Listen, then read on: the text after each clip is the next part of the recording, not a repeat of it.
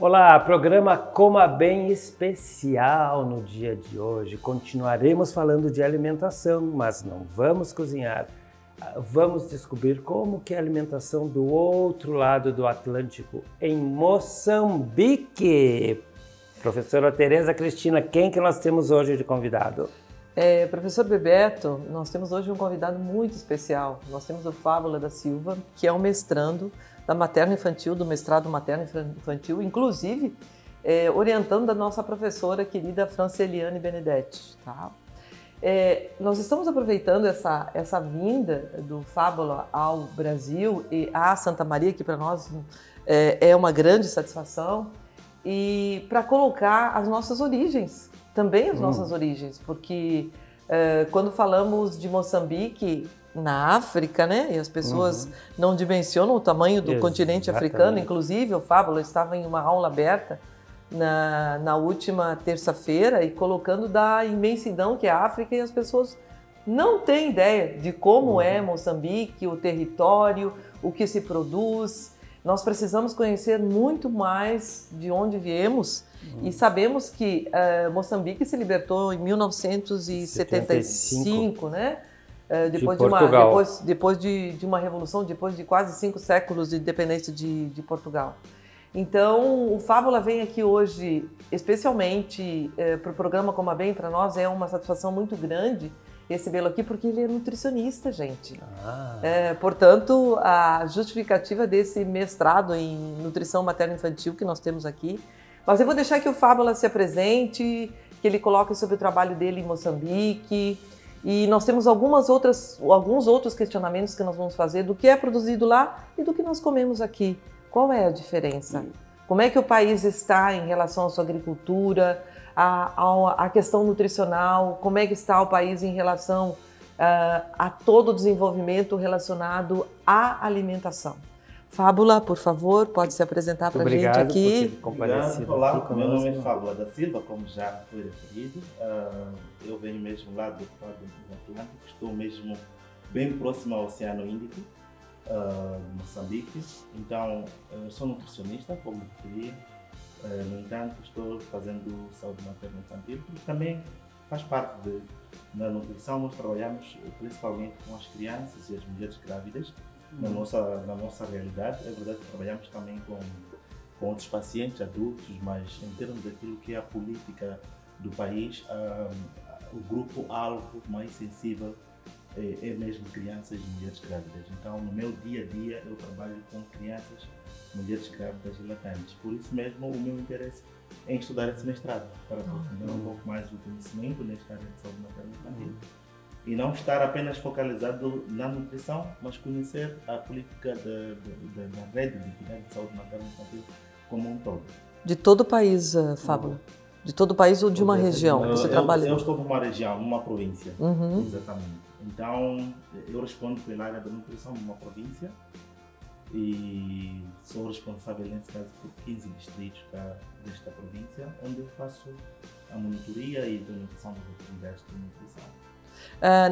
Nessa província que você trabalha com esses aspectos desse cuidado, principalmente o materno-infantil, qual é a população que você cuida dessa província?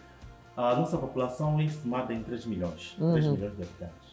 Bastante. Sim, é muita população. E crianças, estamos a falar de cerca de 450 mil crianças do intervalo de até 5 anos. E por causa mesmo da nossa prevalência da desnutrição, por isso que trabalhamos muito com as crianças. E penso que tem o aspecto 1000 dias, não é? Os primeiros 1000 dias. Por essa razão que começamos mesmo desde a gestação até a criança atingir 2 anos com maior atenção, mas depois continuamos, né? Até os 5 anos a fazer o seguimento das crianças. Então temos de lá diversas intervenções, diversas políticas que nós usamos no Sistema Nacional de Saúde, e que uma delas é mesmo esta, a de demonstração culinária, porque há regiões que nós temos muita produção. E eu até fico, assim, ainda não chegamos na pergunta, mas às vezes fico um pouco aquilo que se produz cá e lá parece que não há muita diferença, não é? Sim. Os produtos todos, amendoim, cenoura, soja, mandioca, nós temos, e cada região tem eventualmente maior produção de um certo tipo de alimento em detrimento da outra região. E nessa região específica que você trabalha, o que mais tem de produção? Então, onde eu trabalho, por exemplo, há distritos que produzem muita cenoura, feijão, amendoim, e enquanto que os outros distritos produzem mapira. Eu não sei se vocês têm mapira cá. Não, desconhecemos. Mapira é um cereal. Podia estar próximo ao milho, mas não chega a ser, é mais bem pequeno. Então chama-se mapira, michoeira, tem outro também que é michoeira. E como se come isso? Se transforma em farinha? Transforma-se em farinha e faz-se uma coisa que se chama chima. Parece para vocês aqui deve ser polenta, né? Ah, que maravilha! Já comeu aqui? Eu já comi, mas é diferente. A forma como preparam cá, nós não preparamos assim. Eu até gostaria de preparar uma chima, né? Se tivéssemos uma farinha aqui, seria muito bom fazer uma chima com um peixinho ali, com verdura, seria muito bom. Então, é quase assim como a polenta, só que depois vocês grelham ou assam a polenta ou fritam, mas nós consumimos assim quente. É comum aqui também a tradição, porque essa tradição de comer polenta, para nós, ela veio da cultura europeia, dos italianos. Comer polenta. E a polenta, naturalmente aqui, ela é feita somente com água e sal. Que os índios faziam. As outras formas, se agregou alguma coisa mais calórica que não é que adequada. Os índios faziam, né? O angu. O angu também. O angu. Exatamente. Então nós temos uma produção assim diversificada por áreas. Sim. Que mesmo numa província tem zona sul produz uma coisa, zona norte produz outra coisa. Então depois tudo acaba desaguando na cidade, né? Onde temos um pouco de tudo, mas nos distritos, há distritos que produzem muito milho. Olha. Muito milho mesmo, muito amendoim, enquanto que os outros produzem mais legumes, feijão. Nós temos um distrito que chamamos que é o celeiro. Eu vou fazer uma pergunta que seria da Tereza. Do ponto de vista nutricional, o que vocês produzem nessa região dá conta do que é necessário para as mães e para as crianças? Ótima pergunta, professor. Eu estou aprendendo com a Tereza. 7 anos depois eu consigo fazer uma pergunta da área dela. Bem, eu penso que o que se produz dá conta, sim, mas nós temos um problema que é questões de hábitos alimentares. Então, nós temos trabalhado bastante e pronto, os resultados vêm mostrando... Papel do nutricionista, não é, Fábio? Então, temos ali os produtos, mas as pessoas simplesmente algumas coisas não usam. Vão dizer que eu não posso, por exemplo, o alface, né? A salada. Sim. Há regiões que não consomem, dizem que eu não sou cabrito para comer... para comer coisa verde. Mas não imagine que isso é distante daqui. Algumas pessoas falam isso pra gente. Ou aqui então também. eu não sou porco para comer melancia, eu já vi aqui. Então, por causa desses aspectos, às vezes parece não dar conta, porque depois acabamos tendo uma prevalência elevada de desnutrição e um déficit. Mas isso tem a ver com a utilização do alimento produzido nas regiões. Exatamente. E isso não está, Fábula, falando sobre essa questão, gente, dessa alimentação, não está no processo educativo dessa população? A gente sabe que 68% da população de vocês, ela está em áreas rurais. Isso é bastante importante. Então, o conhecimento disso, ele está arraigado à cultura deles de não comer, ou o desconhecimento nutricional, ou a falta de acessibilidade a essa informação, ou o convencimento, porque esse é o nosso papel enquanto nutricionistas, né? Exatamente.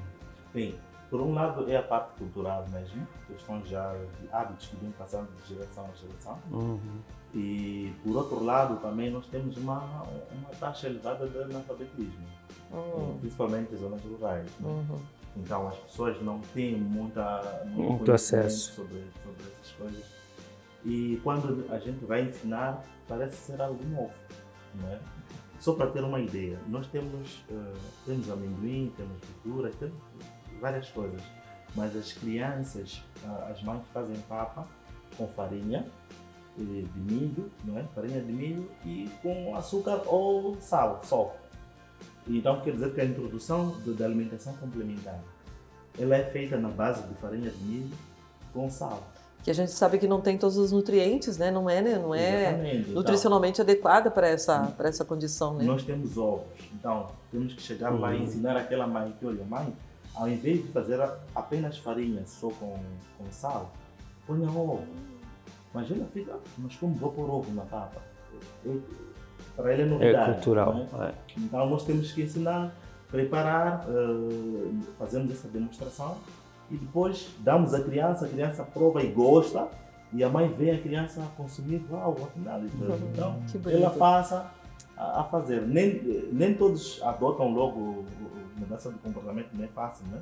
Nem todos conseguem adotar assim de forma rápida, mas um e outro vai adotando esse comportamento. E aí nós temos um grupo de mães que chamamos Mãe Modelo. Treinamos esta mãe, damos o conhecimento e ela passa a implementar com o seu próprio filho. Então, aqui é para quando ela for fazer a educação, então ela usa o filho como exemplo. Olha que maravilha, Fábula. Nós estávamos vendo, o pessoal fez uma pesquisa bem importante sobre a condição alimentar em Moçambique, nessa região também. Eu estou deixando lá, embora a maior parte dessa população seja rural, está havendo um consumo de alimentos e principalmente de gordura acima do que deveria estar, em detrimento desse vegetal. Então eles estão deixando os verdes, né? Tem vários pratos verdes que vocês utilizam, saladas e dentro dessa cultura, para comer as coisas com gordura. E isso não traz saúde a essa população. Mas voltando a esse questionamento que você falou da introdução de alimentos, quantos nutricionistas você tem nessa região para trabalhar com você nesse processo educativo dentro dessa divulgação de melhorar esse extrato dessa população desnutrida?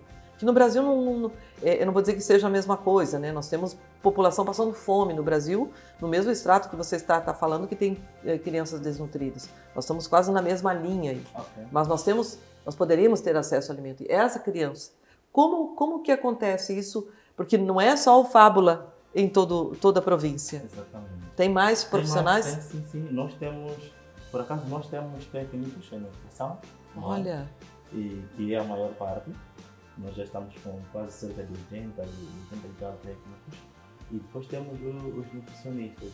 Então, cerca de 30 e 40 e tal. Então, totalizando os números de profissionais, podemos estar aí em volta de 120, 150.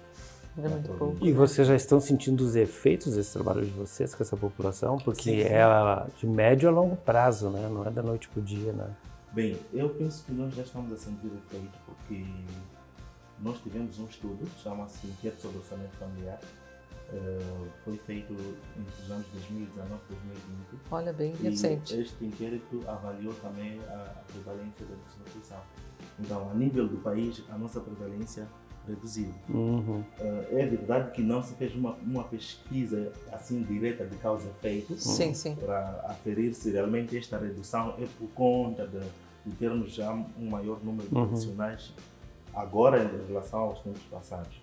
Mas eu penso que é fruto, não é? Não deixa de ser fruto do esforço que nós temos vindo a fazer. Então eu penso que não tenho medo de afirmar categoricamente que realmente o trabalho está evoluindo. Exatamente. Beleza. Agora, essa questão que levanta, é verdade que nós estamos a sofrer uma transição nutricional e acabamos tendo estas duas componentes. Por um lado temos a subnutrição e por outro lado temos a sobrenutrição, não é? E, principalmente nas zonas urbanas, as pessoas já começam a deixar o verde e a adotar mais para os produtos industrializados. Muito bom. E mesmo as pessoas que estão nas zonas rurais, elas sentem-se mais em termos de aquilo tem a ver com status social. Sim. Eu poder comer um alimento que o outro come. Exatamente. Então, se poder pagar pelo alimento. Comprar um alimento industrializado que é só gente da cidade que come, então ele lá é o melhor. Então a tendência é sempre buscar por aquilo que está no supermercado. Infelizmente, né? Vão pensando que aquilo que está no supermercado é o que mostra que nós estamos podendo, né? Então, nas grandes cidades, geralmente é assim no supermercado, toda a gente compra alimentos industrializados. E começamos também a ter já esta tendência porque nós começamos a ter nutricionistas no país, assim, em um número maior, em 2012. Recente também. A faculdade fica onde? A universidade? Beleza, vamos deixar isso para o segundo bloco, que a gente já volta. Porque tem os nossos patrocinadores agora. Interrupção aí. É que a gente faz 2 blocos de 15 minutos. Já voltamos, programa Coma Bem, hoje com um convidado especial, nutricionista Fábula da Silva, lá de Moçambique. Já. Fica ligado, UFN TV, canal 15 da NET no YouTube.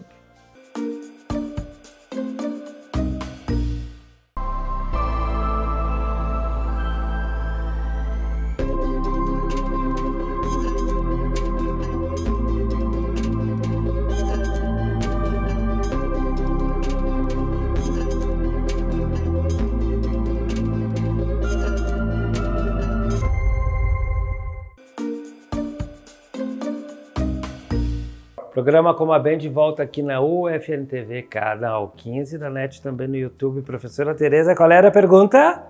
Eu esqueci, gente. Ele me cortou, vocês lembram? Vou cortar de novo, então vamos recomeçar. Assim, eu estava perguntando ao Fábula, já que nós estamos aqui trabalhando no programa Coma Bem, que é da nutrição e junto com o jornalismo, aonde são formados esses nutricionistas que trabalham, que estão fazendo, eu acredito que estejam fazendo um trabalho de formiguinhas, que a gente chama, né? Estão fazendo uma construção em relação à questão da desnutrição, porque quando eu apresento um fato, né, eu tenho que trabalhar para esse fato e eu tenho que proporcionar políticas públicas para que se tornem. Esses nutricionistas, eles se formam aonde? Essa universidade é onde? Eu tenho universidade em todos os lugares de Moçambique, todas as províncias.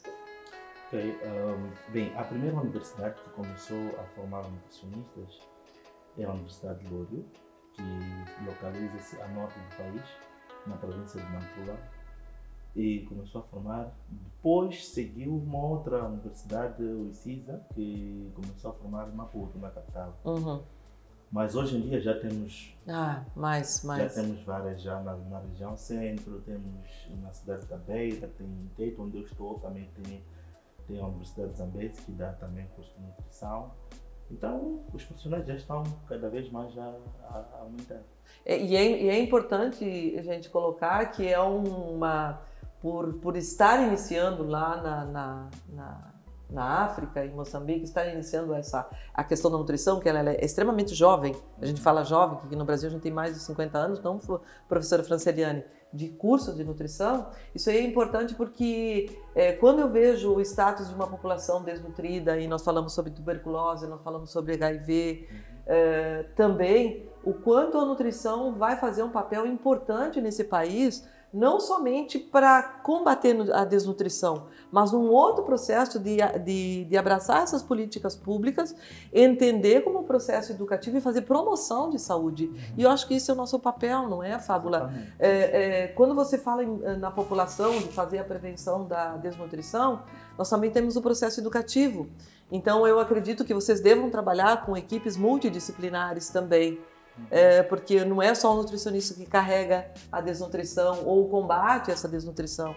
Eu tenho muito mais do que isso. Eu gostaria que você colocasse como se faz esse processo, como essas equipes, como elas trabalham. Bem, eu penso que essa questão é muito fundamental, porque no início nós tivemos muitas dificuldades de nos integrar na equipa multidisciplinar, né? Porque muita gente não sabia o que o nutricionista faz. E nós que começamos praticamente também chegávamos e encontrávamos uma equipa já robusta ali. Estamos a falar de médicos, enfermeiros, que já é uma profissão um pouco mais antiga. E eu, por exemplo, fui o primeiro nutricionista na unidade em que eu comecei. E todo mundo só perguntava, então, tu vai sentar na cozinha? Como é que é o nutricionista? Olha só, gente, olha só. Exatamente. Então as pessoas não percebiam o que o nutricionista fazia. E eu senti esta responsabilidade de que tem que ser eu a mostrar às pessoas o que o nutricionista faz. Então não foi muito fácil. Mas eu penso que agora já começamos a ter esta integração, porque já há alguns programas que fazemos juntos. Quando temos alguma situação para intervir, também já o nutricionista está lá. Então estamos a vir. Acredito que ainda não a 100%, mas é um passo que as pessoas já vão percebendo. sobre a necessidade e vamos entrando aos poucos e ganhando também o nosso espaço. Mas realmente não foi fácil. Há colegas que até desistiram, foram fazer outros cursos, voltaram para a universidade, foram fazer medicina, outros foram fazer outros cursos porque achavam que não estavam com a cabeça para suportar aquele cenário. Então, nós outros fomos continuando, né? Trabalhar e mostrar aquilo que a necessidade de ter o profissional lá. E as pessoas iam percebendo que realmente é necessário ter esse profissional e sempre que podem chamam. Então, eu penso que foi assim. Nós tivemos uma situação de um desastre, né? Um catástrofe. Explodiu um tanque de combustível e muita gente ficou com queimadura. Uma queimadura terrível, acho que 3º, 4º grau e morreu muita gente. E naquela época chamaram também os nutricionistas, estavam lá, tinham cirurgiões plásticos, médicos, farmacêuticos, psicólogos e o nutricionista também foi chamado para estar nesta equipa. E pronto, foi um desafio para nós porque haviam, por exemplo, alguns produtos que nós recebíamos que já tínhamos visto na faculdade, mas na prática diária não utilizávamos aqueles produtos e por causa daquele cenário havia algumas doações, não sei quantos recebíamos algum produto para nutricionista.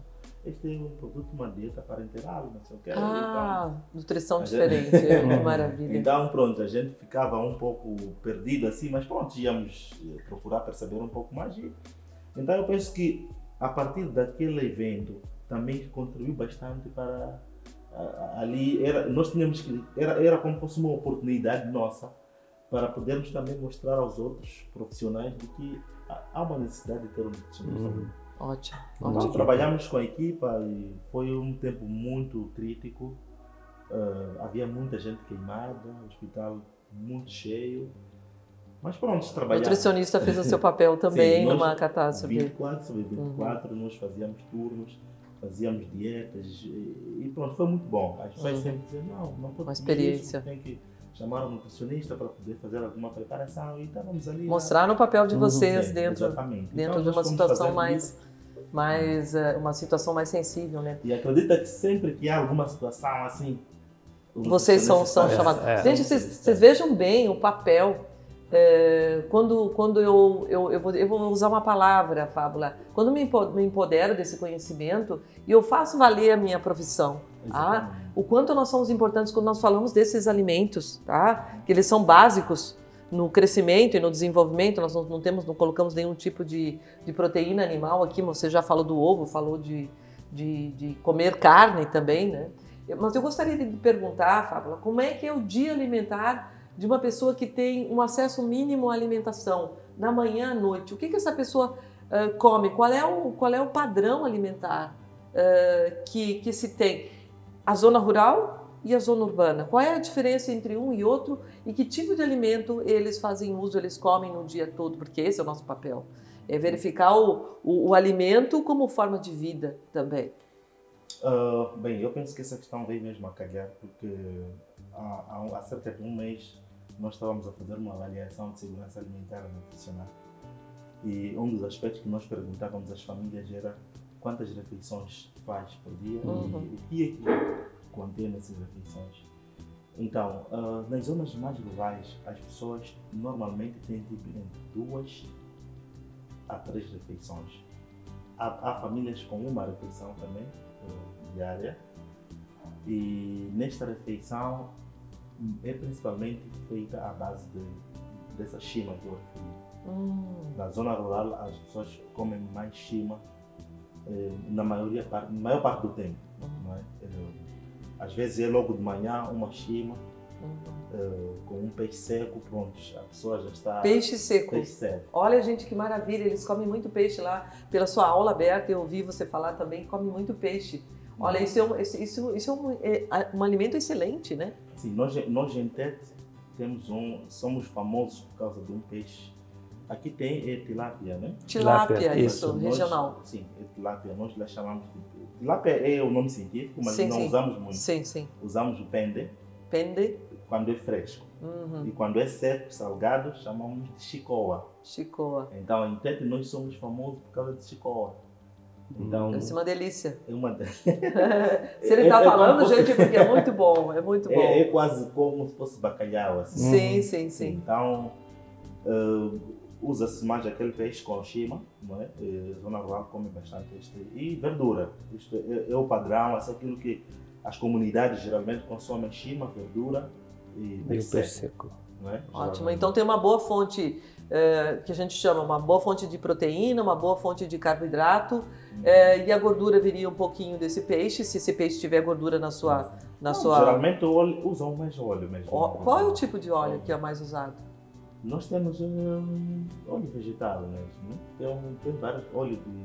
Temos óleo de algodão, sementes de algodão, óleo de girassol, óleo de soja. Todos produzidos no país? Não, alguns não são produzidos no país. Alguns de girassol é produzido no país. Tem de algodão também é produzido, mas depois de soja e os outros são importados. Sim. Agora, na zona urbana, aí é muito variada, com esta componente que acabei de referir da transição, né? Há famílias que têm muito, ali no Matabicho tem um chouriço, tem o pão. O pão é a base, né? A maior parte das pessoas tem o chá, o pão. Olha, população urbana, mais urbana, sim. Isso é herança dos portugueses, eles comem muito pão, né? Sim. Português. Pão toda a gente come pão quase todos os dias. Então, o pão, o chá é a base praticamente para o Matabicho. Quando falamos de Matabicho, estamos a falar do pão e chá. Então, aí depois cada um, de acordo com a condição que tem, já pode ir acrescentar um pouco de fazer umas sandes, outro vai acrescentar aquele chouriço, salsicha. Sandes é sanduíche. Sim, português. Exatamente. Então, é basicamente isso, né? Depois, no almoço, temos a nossa base é a shima, farinha de milho, o arroz, geralmente, e massa, mas arroz e shima nós temos lá, nós temos ali, ó, pega ali a shima, o Bebeto, pega ali pra gente fazer shima, não é mesmo, né? É quase. Seria isso aqui. Exatamente. Então, Maravilha. o arroz de shima é geralmente a base, né? Depois outras famílias podem ter massa, a gente pode ter a base. A massa também é importada? Não, a massa, nós temos algumas fábricas que fazem. Temos algumas fábricas que fazem massa. Mas tem depois as massas chinesas, não sei quantas, mas as mais utilizadas são aquelas que são produzidas localmente. Ótimo. E então, isto é praticamente a base. Nós temos o peixe, as províncias que estão mais na zona do litoral. Oceano Índico? No Oceano Índico tem muito peixe. E depois vai passando para aí. Nós temos também o peixe carapau, não sei se vocês têm aqui. Gente, olha que nome lindo, peixe carapau. O carapau, então, é um peixe que... Qual é o tamanho desse peixe? Ele tem tamanho variado, porque mesmo onde se vende tem o carapau 14, carapau 18. Tá. Então, varia desde o mais pequeno até um tamanho maior. Então, eu penso que o carapau é o peixe mais consumido. Olha só. Mais consumido. Vamos estudar nutricionalmente o que tem nesse peixe de diferente aí. Mas eu gostaria de fazer um questionamento à fábula, né, disso que nós falamos, da alimentação, que ela é muito semelhante à nossa, né, a base da alimentação de vocês ela é muito semelhante à nossa, mas o Fábula veio ao Brasil, convite aqui da Universidade Franciscana, com grande esforço da professora Franceliane, né, em trazer o Fábula para a gente aqui, e é importante a gente conhecer outras culturas alimentares. Do que você comeu aqui no Brasil, tá? Ou seja, aqui na região ainda, o que mais te chamou a atenção? Porque nós temos que falamos da comida que vocês ingerem lá e o que nós fazemos aqui. O que mais te chamou a atenção? Fora, vamos deixar os industrializados de lado, né? Bem, uma das primeiras coisas que me chamou a atenção foi a polenta. Polenta? Porque eu, a primeira vez, comi uma frita. Está bem. E eu pensei que fosse um tubérculo, assim, tipo uma batata. Batata frita. Mas senti que lá dentro estava muito leve. E eu fiquei a perguntar, mas o que é isso? Por fora está bem crocante. Mas dentro está muito leve. Então fui procurando saber e percebi que praticamente era uma farinha, né? Que depois Sim. Exatamente. Então é uma das coisas que para mim é completamente diferente. Mas os outros alimentos eu penso que pode alterar se calhar na forma de preparar. Sim. Não é? Na forma de preparar. O feijão, por exemplo, vocês comem muito feijão preto. E nós temos este, mas não é muito utilizado. Mais feijão claro. Nós usamos aquele mais vermelho, assim. Sim. Este aqui é mais geral. Este, uma e outra pessoa consome, a maior parte é mais venda, as pessoas vendem, não usam muito esse feijão preto. Eu acho que, estando em Moçambique, eu posso ficar 2 anos sem comer feijão preto, porque não é muito assim, não é muito mais frequente. raro. As pessoas não usam muito. É o feijão preto e feijão branco. Sim. Se calhar há regiões que podem, se calhar um pouco mais para o sul, mas também não tanto assim. Nós não usamos muito esse feijão. Mas parece que vocês aqui usam mais o feijão preto, né? É no sul bastante. O sul sim, mas o nordeste, Rio de Janeiro, centro-oeste, utiliza mais o feijão claro. Tem até um feijão chamado carioca aqui, que é mais um feijão claro. Usa-se o feijão vermelho também, tem o jalo, tem vários tipos de feijões também, diferentes. Aqui se utiliza assim. Eu tenho uma pergunta para te fazer, já que você falou da sua chima e o nosso chimarrão, você provou? Aquela bebida que sorve com água. Ainda não provei. Como assim, Franciliane? Não ofereceu chimarrão para ele? Fazer ele provar. É que é tradicional do Rio Grande do Sul. É do Rio Grande do Sul. Eu ouvi falar do chimarrão no ano passado. Olha! Exatamente. Então, quando comecei a fazer o curso no ano passado, há colegas que tomavam chimarrão. O que é isso? Não é chimarrão. Que maravilha. Então, ainda não provei, gostava de provar. Exatamente. Mas, Fábula, vejam bem a riqueza que nós temos aqui com a presença do nutricionista Fábula da Silva, que veio de Moçambique, e traz para a gente uma semelhança muito grande daquilo que somos, onde estamos, o que comemos. A base alimentar é a mesma, é a mesma. Nós precisamos apenas modificar, tá?